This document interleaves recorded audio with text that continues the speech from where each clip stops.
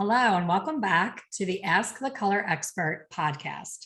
Today's special guest is Jessee Skittrall. He, in my opinion, is a major disruptor of the beauty industry in the best way possible.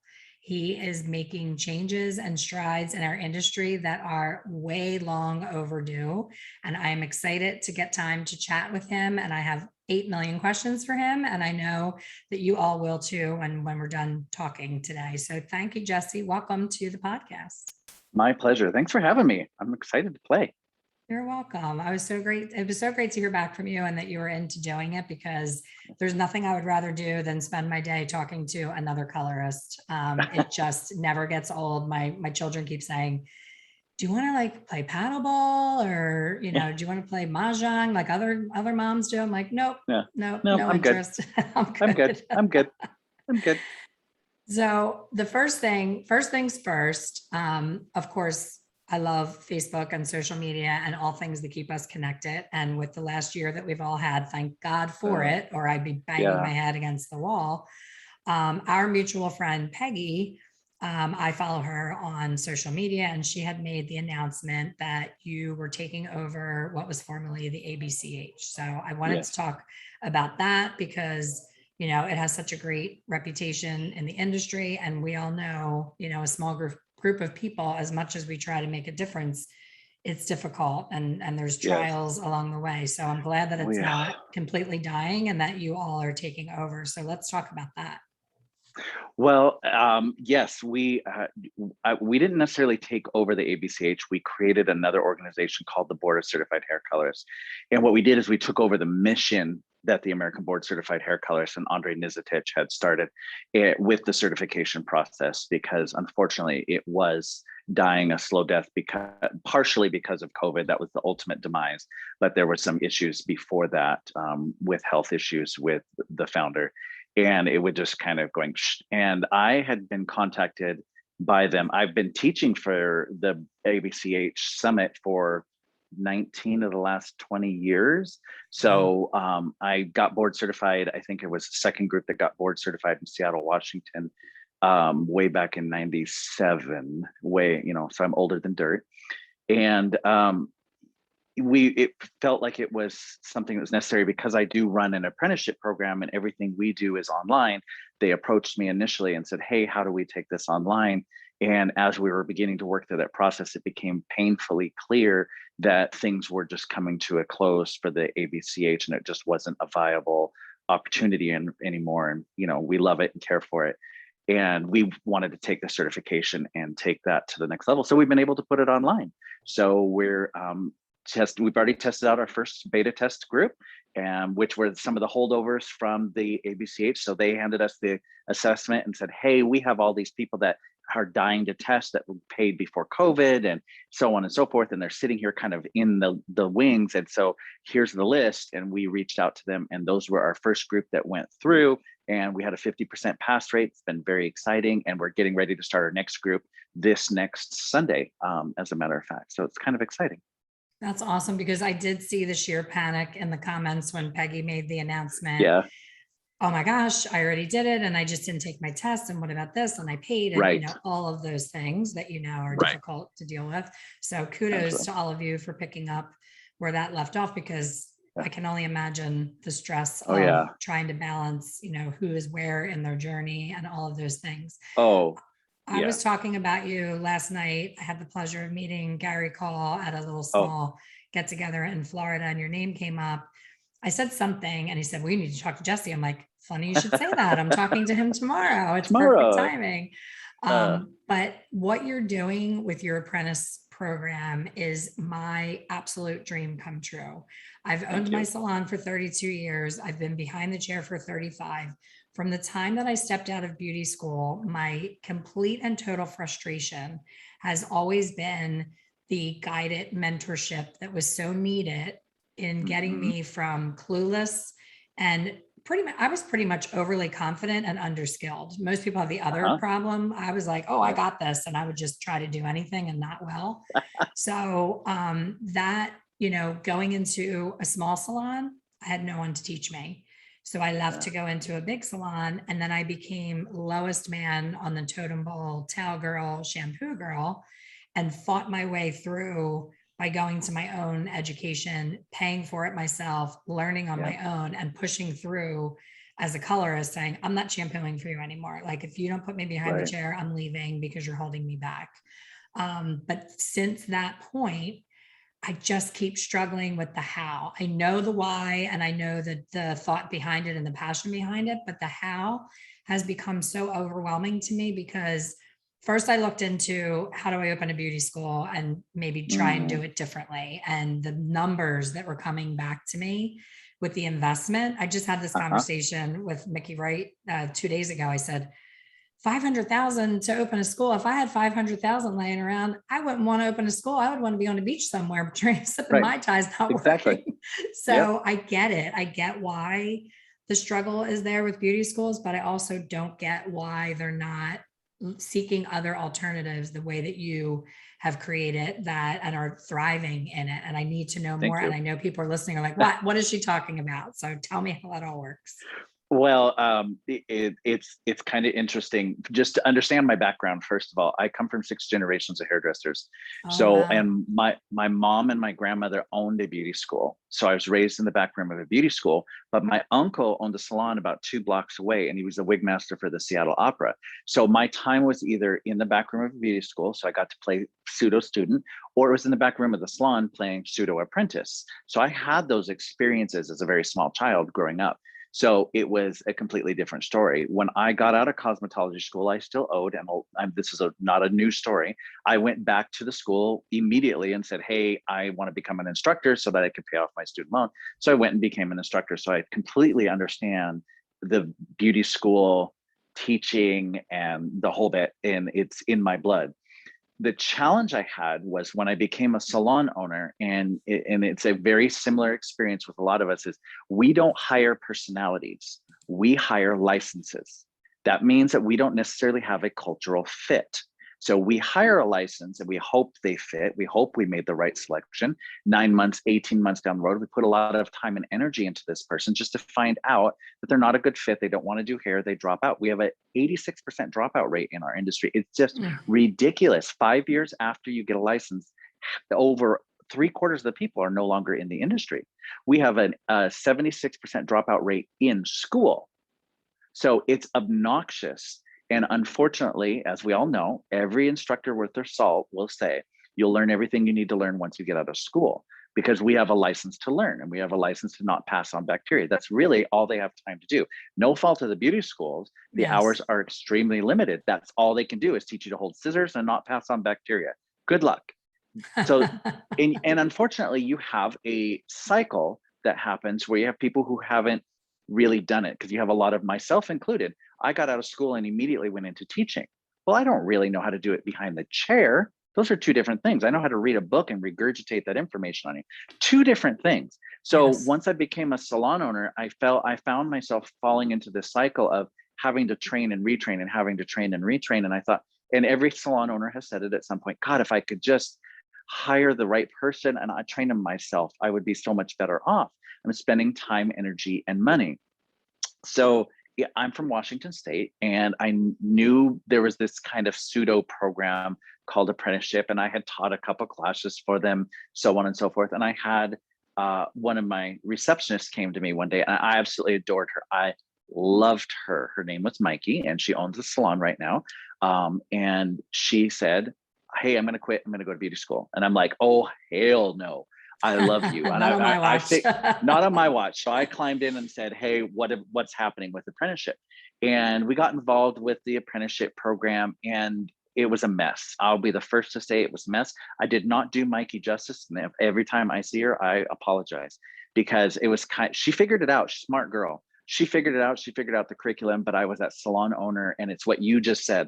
I don't know how to do it. It's, I'll get to it. I'll get to it. I'll get to it. I'll get to it. She was a success and got through and got licensed in spite of me. But after she was done, it caused me to step back and go, I didn't do her justice. How could I do this better? And there's got to be other salon owners like me. So we started developing our apprenticeship program, and our apprenticeship program is designed to be hands off, which scares the hell out of people. And initially it was designed for a friend of mine in Seattle here started a organization called Justice and Soul. And Justice and Soul is a group that helps people that have been trafficked to gain a career in our industry. Well, what he did is he went outside the US, he went to Phnom Penh, Cambodia, and he started a high-end salon. They do apprenticeship and they help people there. That's their international efforts. And then he's moving that around the world.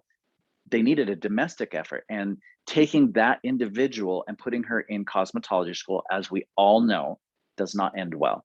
And it didn't. And their first experience, it was like, okay, we got to do something different. So I designed the program around that so that this individual could find a home salon. We could still provide them the structure and the tracking, but at the same time, they were being nurtured by their network of at home. And so it kind of grew into this thing. So the program, what we do is what's called a sponsor program, and it started in Washington State initially, which unbeknownst to me is one of the hardest states to actually get something like this going. And so what we do is we provide the curriculum, we provide the testing, we provide the tracking, we provide the coaching, we provide all the HR actually that's wrapped around running a program. All you have to do as the salon owner is make sure that they're an incredible hairdresser and commit the time to teaching the hands-on skills. We tell you what to teach, we teach you how to teach, but we don't actually teach. So we're doing a lot more coaching of the training agent, AKA salon owner, and the apprentice at the same time. So we're kind of a third-party service that does that. And we've been doing that for 7 years now here in Washington State. And then I started having salons in other states that would say, hey, we want to participate. So I went to the Department of Labor federally and said, hey, how do I do this? And they said, hey, you're already approved in Washington State. Here you go, here's an approval. So we are approved to do this in 50 states, every military base in the world, and every territory. So we can do Puerto Rico and any American territory. The challenge we run into is only 30 of the 50 states actually, quote unquote, allow apprenticeship. And so we have to go through states, right? So we have to go through each individual state. So you'd mentioned you're in Pennsylvania. So we would work with whatever state agencies are necessary in Pennsylvania because the federal government won't overstep. But we provide, right now we're in Washington, Utah, Arizona, Idaho, Michigan. We're looking at Alabama. We're adding Delaware and California, definitely, and Texas are kind of big on our game. So it's state by state. We're taking over. And one of the things that I find really quickly, because you asked why, I'm sorry, I'm just rambling here. You asked why this is— I'm so interested in every word you're saying. Well, you asked why this was such an issue and why we don't know about this. What I found really quickly is a lot of the boards, the advisory boards in a lot of states are driven by beauty school owners. So they look at us as competition. And where I say we're not competition, we sit side by side with cosmetology schools. We're just another opportunity. So we lower the barrier to entry. We have a lot of people of color in our programs for that reason. Barbers have been doing apprenticeship very well for years. So they seem to be the ones that jump on. A lot of rural areas, like I'm here in Pampa, Texas right now, in the middle of nowhere. The nearest school is 3 hours away. If some young person here wanted to become a hairdresser, they have to physically pay and relocate themselves. So we work with a lot of rural areas. In Washington State, we have a lot of islands. So San Juan Island. So we're doing a lot of rural where people don't actually physically have to come back to the mainland. So we fill a gap that these schools haven't been able to fill, and we do it much differently. And I think we sit side by side well, but unfortunately, we're being throttled a little bit because some of these boards are school owners and they see us more as a threat and hold us back just a little bit. So I know I'm getting well, on the flip side, something that has been an issue for years is beauty schools thriving on the government aid that they get and not really caring. And it's not all of them. Yep. I'm not saying all of them, but most that I've seen, it was more about their pockets getting lined with the money. I sponsored a student, before any of this was available years ago. She could not afford beauty school. And I said, she had gone and had so many hours and then dropped out because she couldn't afford it. So I went to the school and I said, what's it going to take to get her back in school and get her hours to count? And they said, right, you have to put up $1,000 for her, and then we'll get her the, government, whatever. And then if she doesn't finish and she doesn't follow through on her contract, you don't get your money back. So I was like, okay, it's worth $1,000. She's a good kid. Of course she burnt me and she didn't finish. And I never got my $1,000, but I was like, there's something so wrong with the way that everything is set up. It's almost like when people foster children to get the money from the government and they don't care about the child, but that's how I feel like beauty school has gotten. And there has to be a better way. Well, and the vetting process is off. It's all about the money and can I get this kid in? And I will be the first to say, you are correct. Not all beauty schools are like this, but unfortunately, more often than not, they are, which is sad. And number two, I remember teaching in a school in my area and the owner of the school came to me. I taught the night program, and which meant I had adult learners. So these people were a little bit more serious. So we'd hold their iron to the fire a little bit. And she came to me and she said, I don't want you to hold them responsible. I want you to go easy until they hit 51% of completion. Because at 51% of completion, they get to keep all of the funding and money that came through. She didn't want them dropping out before she got her other check. Wow. Right. So shame on them for doing it. The school's no longer around, so I feel comfortable saying that. But that type of behavior, like that was my first red flag that this system is broken. We sincerely have a problem. And what's sadder yet is the massage industry is having the exact same problem that we're having times 10. So I mean, they turn and burn. We're putting people in that are not long-term fits for our industry by any sense of the word. And the theme right now on all social media is I need help. I have so many clients I don't know what to do with. And I'm thinking, God, that never happened when I was coming up. Like we had to fight for every client. There were so many hairdressers and so many big salons with 50 plus employees. Now everything just keeps shrinking to the point of solo suite owners and not any big salons. So everything has turned upside down, but the schooling is still that it's like a scab for me. I just keep picking, it'll go away. I'll be like, I'm doing my thing. I'm helping people once they're done school. I'm picking up and helping them from that point forward. But I think most of the people that join me in my membership are beaten up so bad. They're 10 years in and they're discouraged and they're not confident and they're getting poor results and they're barely making minimum wage and scraping by to survive. And I'm like, if they would have gotten the better foundation, they would be at six figures within 10 years instead of being at minimum wage. So more of us have to care the way that you're caring and try, I can't tell you every podcast interview I do, I'm like, how can we get together and help this problem? How can we collectively fix this? And my mind goes in a million different directions and it always comes back to the monetization. I'm thinking I'm fueled by passion. I love money and I need money to live, but that's not ever my first thing. So when I try to gather people and they're like, well, how much am I getting paid? I'm like, I don't know about that part yet. You know what I mean? Like you have to have the passion to get on board and then we'll all figure it out. So I'm anxious to hear, I mean, you don't have to get into it on the podcast, but I really want to know how you get into that financially, where I know you can't take care of all those states and all of those schools. So do you have a big staff? How does that all work? What is involved on the daily? I'm exhausted just listening to what you do. Well, we have, this is kind of strange. We actually can handle all of the states because we aren't actually, the thing to understand is, and it's weird, we don't actually teach. So we give all of the information and teach people how to teach and what they need to teach. So the thing to understand is, first things first, is when the state exam is taken to get licensed, there literally is only two things they look at: safety and sanitation. When we measure a performance exam inside of our apprenticeship, there's three things we look at. We look at safety, sanitation, and salon readiness. They at the practical boards cannot evaluate technique. So they are not looking at how you did the haircut. They are looking at, did you do it safe and sanitary? So they're not going to, even if it's the haircut can be off. If it's 4 inches off, obvious. If it's blatantly obvious that you're doing a uniform layered haircut and you got 4 inches difference, yeah, duh. But it has to be blatantly off. So I'm not as worried about the technique of how the haircut's done. The salon owner is. I'm not as worried about that over here. I'm worried about, was it done in a safe and sanitary, and are they salon ready more than anything else? So yes, we can actually do this in 50 states. So what we do is I have 2 sets of staff. One is administrative, they're all under 30.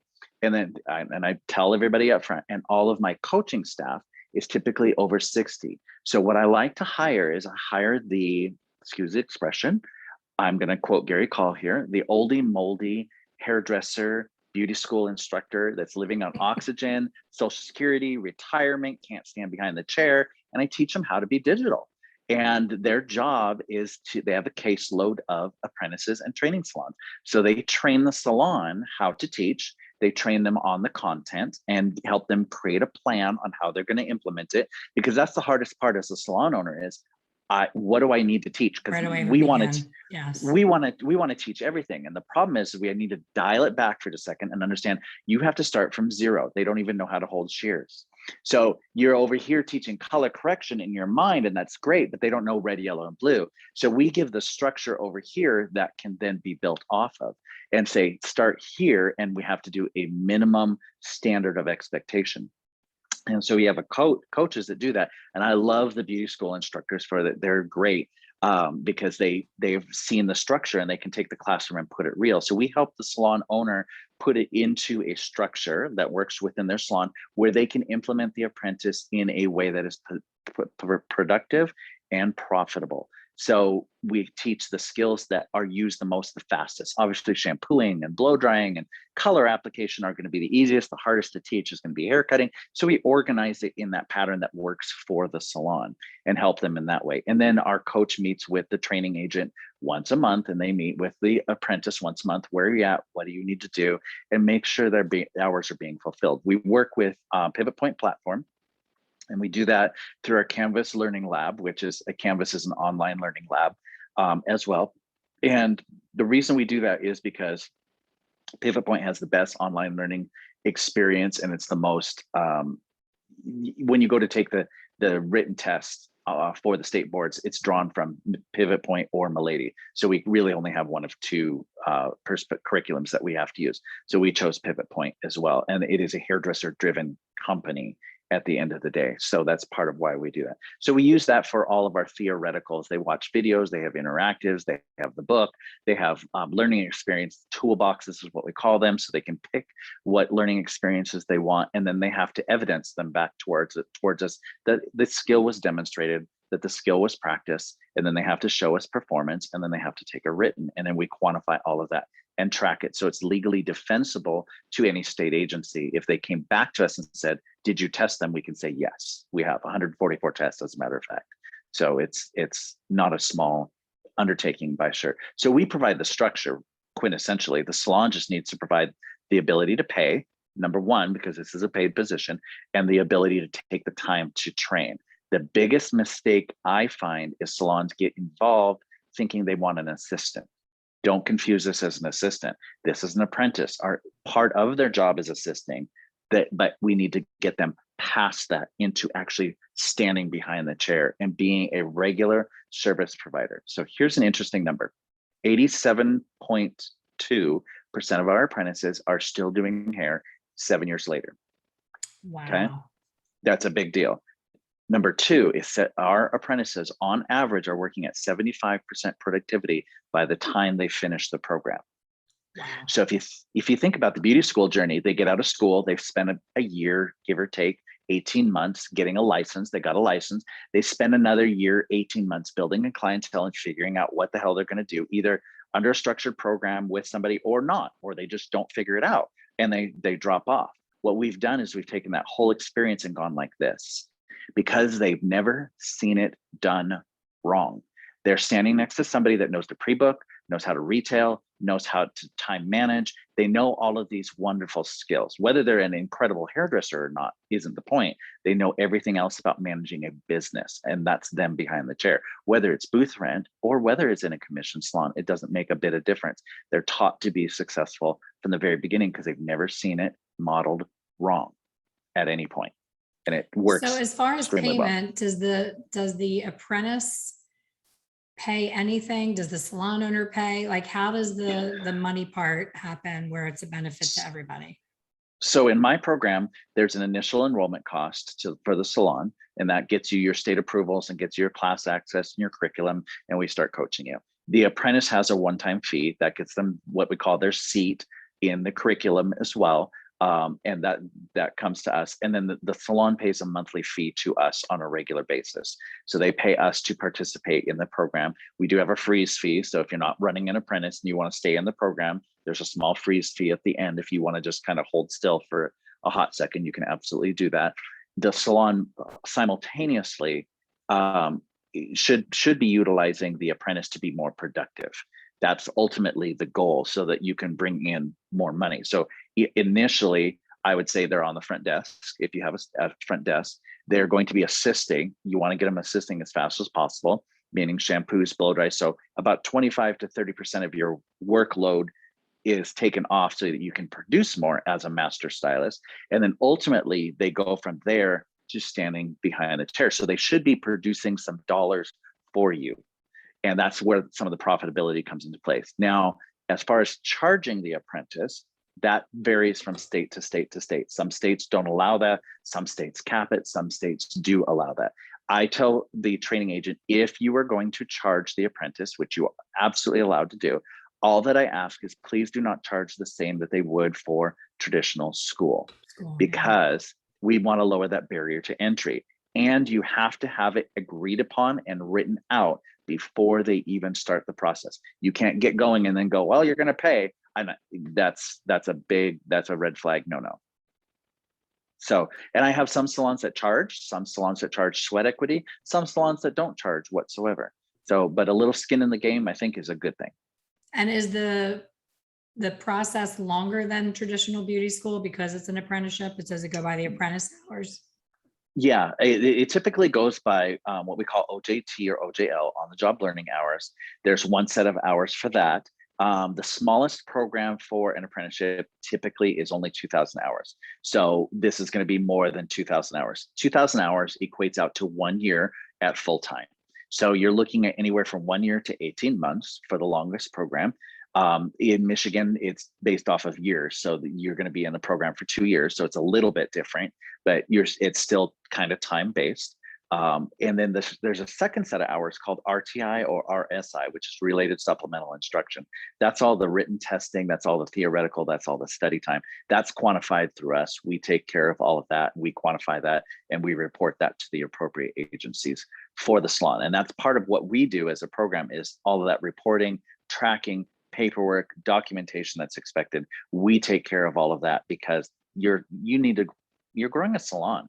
I mean, your first priority is the salon and growing this person into an amazing service provider. You don't have to be bogged down with all that paperwork. That's our job. I mean, you've basically solved every one of my things that I could never figure out. That's because everyone, every salon owner at some point or another is that person on Facebook saying, I just can't find a hairstylist. And my answer is always, the best thing we've ever done is train within and start them fresh from school. And people don't want to take the time to do the training. That always thrilled me to see them grow and have those aha moments and see them turn into. My one colorist that's still with me today, I think 18 years in, when she was right out of beauty school, she was so hungry, and anything I ever showed her, she listened, she trusted. She was driving a Mercedes. I was driving around a beat up mom minivan, and she's driving around in a brand new Mercedes. But I was so proud of how far she went because she was open to criticism and constructive criticism and coaching and training. And to your point about the drop, I mean, that is amazing that you have that percentage of people still in it. I've often compared us to the European system. Anytime I'm interviewing somebody from Australia, Ireland, or the UK, I'm like, why has the United States not taken on your idea of being, it's hair college. It's not just get in, get out, learn about sanitation. It's actual practical, behind the chair skill. So for the salon owner, how much extra is it for them as far as a time commitment for them to take on an apprentice? Is it something they do collectively as a salon where other stylists help with the apprentice, or is just the owner with them? How does all that part work? Well, you can structure it however you want. It's all about how much of a control freak are you. So you have to decide how much of this you want to do. And the first thing I would tell people is you're going to have to probably pass some of this off. So if you have multiple layers, in California, obviously you're going to have suite owners a lot, that it's going to be solely on them, and totally get that. But in other salons, like in Pennsylvania, you have commission salons, you're probably going to have a team of 2 or 3. So this person teaches haircutting, this person teaches color, this person teaches this. And that's part of what we do, is keep them on the path and say, okay, here's what you need to be doing here. Who is that person in your salon? Let's talk to the salon owner and figure out, who's going to be teaching you your color brand. That might be your distributor in a lot of cases. So if your color brand is, Davaness or Tuto or whatever, they may have to send you off to that distributor, and they're going to be doing it. So it's not always about necessarily teaching as much as it is facilitating the knowledge and the flow. That's more important than anything else. And to your point, it is the most rewarding thing. And this is what we look for when we vet salons, to watch somebody grow and to become more than what they are. And it's so validating when you see that experience. That is the most amazing thing on the planet, like what you said. So that's kind of what our program is all about. Well, that was my next question. How do you go about finding the salon, the host salon? I love that you're doing all of the theory virtually, because I've been fighting for that. I'm like, there's no reason to sit in a classroom and have a teacher read out of a textbook to you. It's an embarrassing waste of time. Yeah. Oh yeah, drives me nuts. Flagella and pathogenic bacteria. Read the book, do a couple exercises, and memorize. It's memorization of information. And real quick, our industry is what most people don't understand about education. There's explicit learning and implicit learning. Explicit learning is in a classroom, it's taught and it has a plan. Implicit learning is taught through visual. Our whole industry is 90% implicit learning. We learn by watching, seeing, and doing. There is only about 20% of our industry that's explicit, and that's the theoretical stuff, like what you're talking about. So the way that we find training agents is they actually find us. It's the oddest thing on the planet. Here in Washington State, we have apprenticeship, and if you call the Department of Licensing, they'll actually direct them. They usually direct them to me, and they find me on the website more than anything else. And we're having a huge surge right now because of COVID, and everything's been cut off. We have people that are, they went and got other jobs, and so they dropped out of the industry. And better yet, now the students coming out of school have been in virtual training, hands off, for a year. So the onus of training now is on all these poor little salon owners who have to train anyway. So they're like, well, then why the hell wouldn't I just do an apprenticeship? No matter what, I'm doing it either way.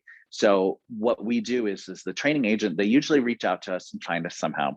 We do a lot on social media. And they'll say, hey, I think I want to do this. So I send them a video kind of on how everything works and what the process is depending upon your state, and kind of walk them through it. And then they actually take an assessment test at the very end on that content of information.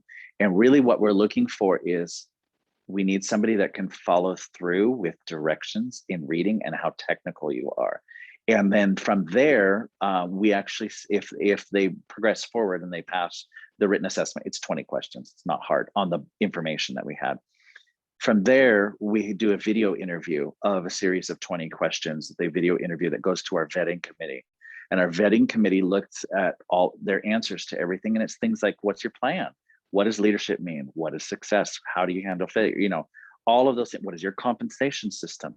Those types of things. And our vetting committee looks at it and makes a recommendation to our board and says, yes, these would make a great training agent. Oftentimes, we are approached by salons just looking for an assistant, or, excuse the expression, slave labor. Mm-hmm. And this gets rid of them really quickly because they don't want to go through the process. And one of the challenges is getting the training agent to understand, I need you to understand, you're going to have to plan. You're going to have to plan this as part of your business. This isn't this person's going to show up and we're just going to kind of get to it. And as you know, you have to have a plan. When you bring somebody into the salon, you have to have a plan and a structure. And that's what we do, and holding them accountable to that. So that's the beginning of our vetting process. That's absolutely amazing. And then how do you fit in all of the board certified hair colorist stuff along with it? I guess once you get people set up, that the work is pretty much done until they're done, right? As far as that goes. once you get the workflows in place, getting people vetted, it's just managing them in through the process. Where are they at in their training process? And then their coaches usually take over and manage them day in, day out, and answer their questions so that I'm not having to field a lot of that. The board certified hair colorist comes into place because one of the challenges that our predecessors, the American Board Certified Hair Colorists had, they were reliant on a board that stands behind the chair. And if you're standing behind the chair and you're in the middle of a pandemic, what is your priority? The salon, the chair, your client. This happens to be secondary. This requires a lot of desk time. People don't understand facilitating a test like that requires a lot of desk time. So it requires somebody that understands the process, but also is sitting at the desk. So between Tony, Peggy, and myself, we have desk time. So we can register, we can get people put in, we can explain the process, all that happy jazz. So we're already sitting at a desk. So it was just add one more thing. Basically what we did, it was the conversation started with Peggy and I in the beginning of February.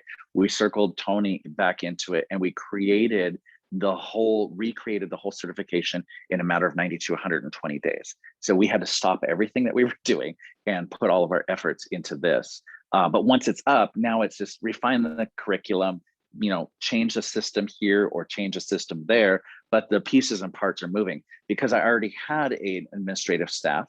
I already had people that could do the data entry, such as the directory for the Board of Certified Hair Colorists, and can put the information in. So we already have the structure set in place, and it's very easy just to utilize that rather than trying to find somebody to find time separated from a chair to be able to do that type of stuff. So it's been fun. The painful part is social media. Makes me want to pull my eyebrows out, but I think that's everybody's fun. I'm with you 100%. I try to not give up and be present and show up. And I love when I just got a note this morning on Facebook, and this girl said, I stumbled upon a video of you on YouTube, and I love the way that you make it so simple. And I was just like, if it could just be that simple every day that someone would just stumble upon my YouTube, because there's so much passion for me and so much love for this industry, anything hair color related. Like I said, I could talk all day and night about hair color and the amazing career that I've been able to have because of hair color. But I want to be so much more than what I am. Like when I hear you talking, I'm like, I want to do that. I want to be an apprentice salon for you. I want to do this. I want to do that. And there's only one of me.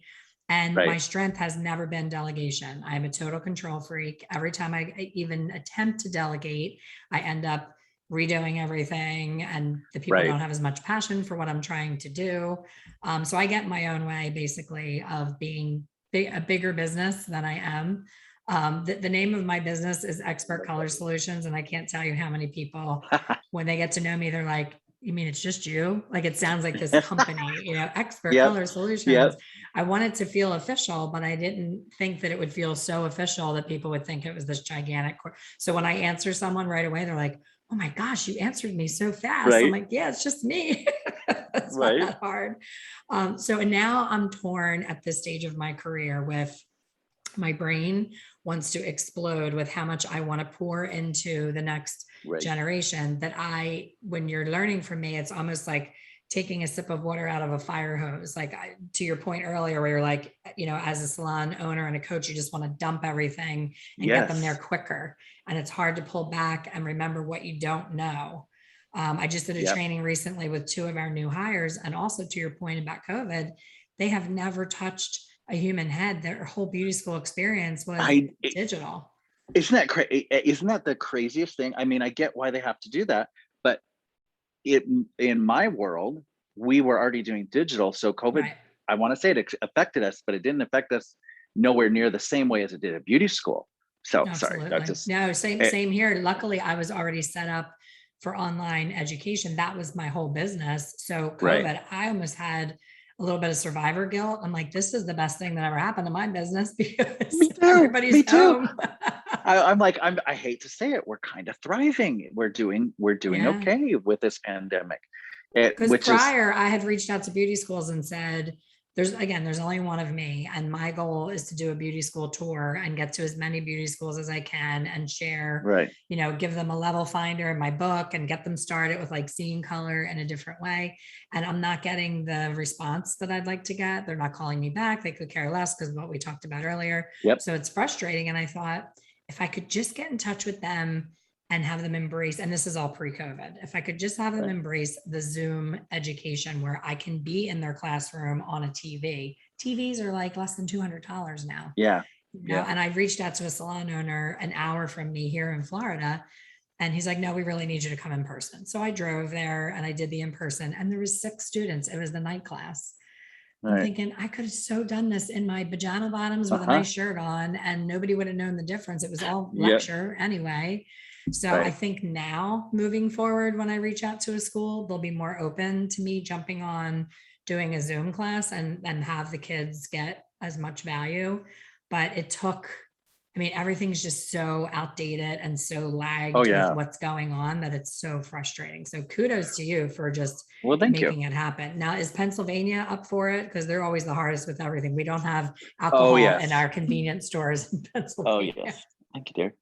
Yes, as a matter of fact, they're up for it. It's interesting because there was a President Trump actually signed an executive order in regarding apprenticeship, and that it was to be embraced. So we're finding states that may not necessarily have embraced it are revisiting the conversation with us more than anything else. And the fact that COVID has created such a problem, they're finding that apprenticeship is a much more viable option for a lot of people right now, and especially a program like ours where we can get people back to work more than anything else very, very quickly and get them off the unemployment rolls. That's it. So we are literally inundated. And that was your question, is how do you? I had to delegate because a couple of things happened. I learned really quickly from a couple of examples. Andre from the American Board of Certified Hair Colorists is a great example. He had a stroke in 2019, I believe it was, before COVID happened. And Andre did everything himself. And he relied on even though people wanted to participate, he really controlled everything as much as he could. Problem with that is the boat was sinking because he now was put out of commission. So you're watching this kind of spiral happen, number one. Number two, in my own personal company, as soon as we hit 100 apprenticeship salons just in Washington State, what would happen is I would get emails, phone calls daily. And if a third of them called and had just the smallest problem, and it was just me that had the answer, I was spending a week just responding to people, and then they would be mad because I couldn't grow the business.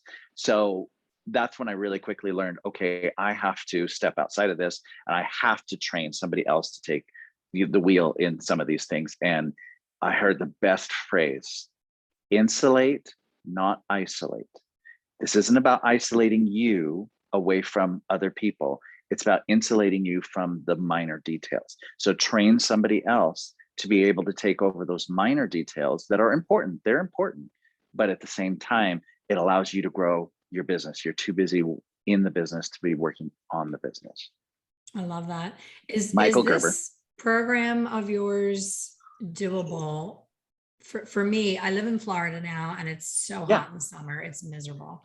So my goal was to do the beauty school tour in the summer and get to states that are a little cooler and spread out, over the country. But of course, COVID's second wave put the kibosh on that. So I keep looking for what can I do with, because I don't want to move back to Pennsylvania. That's not an option. I love it here, but it's just too hot in the summer.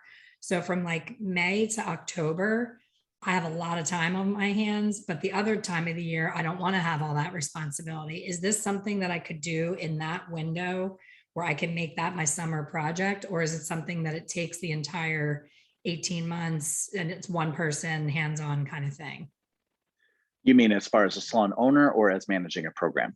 As managing a program for coaching apprentices. Okay. If you're managing a program as a coach, well, I'll just share with you. I'm in Pampa, Texas right now in the middle of nowhere. I'm from Seattle, Washington, and I'm managing the program from here. All you need is good internet access. So, and a lot of my coaches are like that. They're 60 to 70 years old, and they manage this around their doctor's appointments, around life. So they're booking. I do say Mondays are have to be your office day, because most hairdressers or apprentices or salons, Monday's the most important day. Outside of that, you schedule it around what works for you and wherever you're at, because we're doing everything virtual. We're doing Zoom calls, we're doing phone calls, we're doing emails. As long as the work gets done, it doesn't matter. And more often than not, the apprentice is in the salon during work hours. So it's got to be in the morning. Well, I'm thinking more Evening or day the off. apprentice part, the actual hands-on showing them how to do the Oh, techniques in the salon. So that would have to be the full time, right? yeah, that would have to be the full time if you were going to be the information provider for the whole program.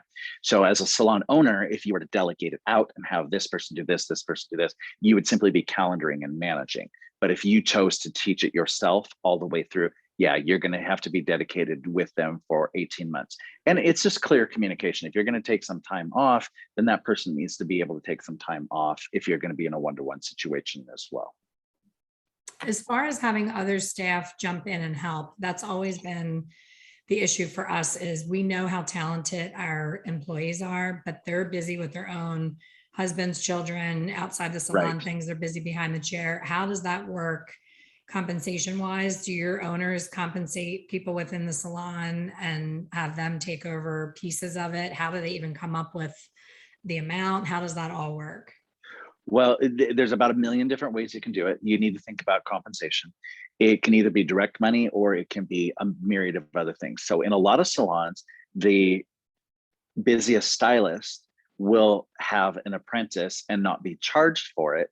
The salon will pay for it because they can produce more. But the trade-off is you're going to be working smarter, not harder, but you have to train this person.